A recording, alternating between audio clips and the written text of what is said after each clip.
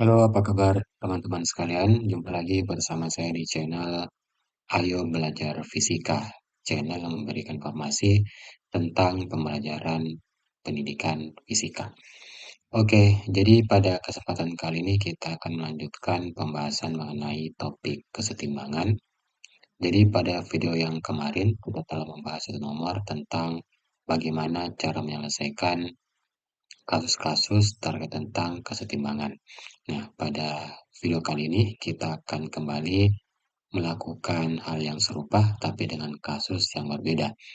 Jadi, misalkan di sini kita memiliki suatu sistem yang berada dalam keadaan setimbang seperti pada gambar berikut, yang dimana suatu benda yang memiliki berat sebesar 20 Newton itu tergantung dan dipapah oleh dua buah tali yang masing-masing memiliki tegangan sebesar T1 dan T2. Untuk T1, dia membentuk sudut 45 derajat, sedangkan untuk T2, dia membentuk sudut sebesar 60 derajat. Pertanyaannya adalah, berapakah tegangan tali T1 dan T2 yang berada pada gambar tersebut? Jadi, langkah pertama yang teman-teman harus lakukan itu adalah kita harus menggambarkan diagram gaya dari sistem tersebut.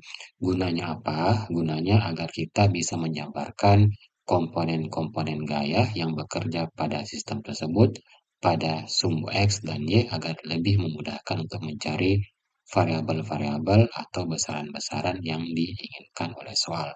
Dalam hal ini adalah tegangan tali T1 dan T2. Jadi ini merupakan gambarannya.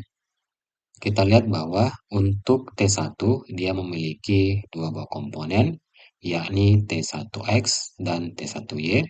Begitupun juga dengan tegangan tali T2, dia memiliki komponen secara sumbu X yang besarnya T2X dan pada arah sumbu Y yang besarnya T2Y.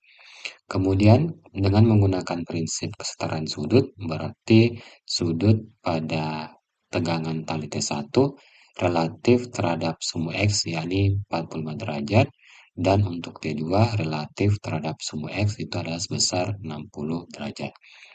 Sampai di sini, maka langkah selanjutnya adalah kita harus mencari apa besar dari komponen masing-masing T1Y, T1X, T2Y, dan T2X. Oke, karena sistem dalam keadaan setimbang, maka otomatis jumlah resultan gaya yang bekerja pada masing-masing komponennya itu haruslah bernilai sama dengan 0. Maka apabila kita menyabarkan diagram gaya tersebut, untuk komponen gaya pada arah sumbu X itu dapat kita tuliskan ke dalam bentuk T2X dikurang dengan T1X. Di sini T2X kita ambil ke arah positif, arah kanan positif, kemudian ke arah kiri itu dia mengarah atau memiliki nilai negatif. Kemudian T2X itu dengan menggunakan prinsip trigonometri sederhana, maka besar dari T2X itu adalah T2 cos 60. Sedangkan nilai dari T1X adalah T1 cos 45 derajat. Maka nanti akan kita peroleh T2 cos 60 kurang T1 cos 45 itu haruslah bernilai sama dengan 0. Kemudian, karena nilai masing-masing cos 60 dan cos 45 kita ketahui, maka nanti akan kita peroleh nilai yang sederhana yang menyatakan hubungan antara T2 dan T1 untuk komponen gaya yang bekerja pada arah sumbu X itu yakni sebesar T2 sama dengan T1 dikalikan dengan akar 2. Lebih lanjut, kita mencari lagi jumlah resultan gaya yang bekerja pada sumbu Y-nya. Jadi untuk arah sumbu Y itu ada 3 buah gaya, yakni T2Y, T1Y, dan gaya berat yang diberikan oleh bendanya, yakni sebesar 20 Newton. Di sini kita ambil ke arah atas itu arahnya positif, sehingga untuk komponen gaya-gaya yang bekerja pada arah sumbu Y itu dapat kita tuliskan ke dalam bentuk T2Y ditambah T1Y dikurang dengan berat bendanya ini sebesar 20 Newton. Adapun nilai dari T2Y itu adalah T2 sin 60 dan T1Y itu adalah T1 sin 45. Kemudian kita substitusi, maka kita akan peroleh nanti hubungan antara T2 dan T1 serta gaya beratnya itu untuk komponen-komponen gaya yang bekerja pada arah sumbu Y secara sederhana dapat kita tuliskan ke dalam bentuk T2 akar 3 tambah T1 akar 2 sama dengan 40 Newton. Sampai di sini kita tuliskan kembali jumlah resultan gaya pada sumbu X-nya, yakni T2 sama dengan T1 akar 2, sedangkan pada arah sumbu Y itu adalah T2 akar 3 ditambah T1 akar 2 sama dengan 40 Newton. Kemudian, karena kita memiliki dua buah persamaan, berarti kita bisa menggunakan salah satunya adalah teknik substitusi. Jadi di sini teman-teman tinggal pilih saja yang mana ingin dimasukkan kemana. Oke, dalam hal ini saya masukkan nilai T2 sama dengan T1 akar 2 ke persamaan jumlah resultan gaya pada arah sumbu Y-nya.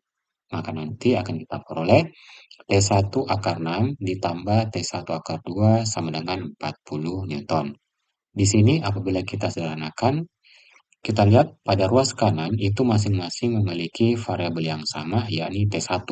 Berarti bisa kita keluarkan, maka nanti kita peroleh T1 dalam kurung akar 6 ditambah akar 2 sama dengan 40 Newton. Dari sini, maka terlihat sudah kita bisa menemukan nilai dari T1-nya, yakni 40 Newton dibagi dengan akar 6 tambah akar 2, yang kurang lebih apabila kita kerjakan, maka akan diperoleh hasil sebesar 10,4 Newton. Lebih lanjut, karena T1-nya sudah kita ketahui, berarti kita tinggal memasukkan kepersamaan T2 sama dengan T1 kali akar 2, di mana T1-nya kita ganti dengan nilai yang kita peroleh, yakni 10,4 Newton. Sehingga untuk T2 itu besarnya adalah T1 akar 2 atau 10,4 dikali akar 2 diperoleh 14,7 Newton. Oke, ternyata ada cara yang lebih mudah yang teman-teman bisa lakukan apabila teman-teman mengerjakan kasus terkait tentang kesetimbangan, yakni kita gunakan aturan sinus. Oke, maka W sin 75 sama dengan T2 per sin 135 sama dengan T1 dibagi sin 150. Angka dari sudut 75 ini itu kita peroleh sudut yang berada di depan vektor gaya garis beratnya yang ini. Ini kan 45 ditambah 60 ditambah dengan sudut ini itu hasilnya harus sebesar 180. Apabila kita mencari besar sudut ini, maka kita peroleh nilainya sebesar 75. Hal yang sama untuk T2. Oke, T2 berarti kalau kita lihat ini T1X dan gaya berat dia membentuk sudut sebesar 90 derajat. Kalau ditambahkan dengan 45, maka kita peroleh hasil sebesar 135. Dan untuk T1, berarti sudut di depan T1 itu adalah 90 ditambah 60, maka kita peroleh angka sebesar 150 derajat. Selanjutnya, maka kita mendapatkan hubungan seperti ini. Misalkan kita ingin mencari berapa besar dari T2-nya, berarti kita cukup menggunakan W per sin 75 sama dengan T2 per sin 135. Kenapa kita gunakan yang bagian ini, yang W? Sebab sudah diketahui nilainya, ini sebesar 20 Newton. Oleh karena itu, kita tuliskan 20 Newton dibagi 0,96, itu nilai hasil dari sin 75, sama dengan T2 dibagi 0,70. Dari sini kita dapat nilainya T2 itu yakni sebesar 14,7 Newton, yang mana sama dengan hasil yang kita peroleh apabila kita kerjakan secara aljabar biasa dan menggunakan diagram gaya. Dengan cara serupa, kita bisa mencari T1-nya, yakni 20 Newton dibagi 0,96 sama dengan T1 dibagi 0,50. Dari sini T1-nya kita peroleh sebesar 10,4 Newton.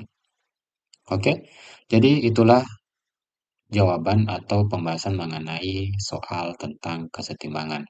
Jadi teman-teman bisa menggunakan dua cara, entah itu dengan menggunakan cara analisis, menggunakan diagram gaya, atau teman-teman bisa menggunakan aturan sinus. Silakan gunakan yang mana bermanfaat bagi kalian. Oke, kalau begitu sekian untuk pembahasan kali ini. Apabila kalian memiliki pertanyaan terkait tentang soal-soal ataupun tugas fisika kalian, silakan tuliskan di kolom komentar. Dan nanti jika ada kesempatan kita akan buatkan videonya, lalu kita akan bahas bersama-sama. Oke, kalau begitu bagi kamu yang baru bergabung, silakan untuk subscribe dan jangan lupa untuk share video ini ke teman-teman kamu yang membutuhkan. Sekian dari saya, sampai ketemu di video-video selanjutnya. See ya!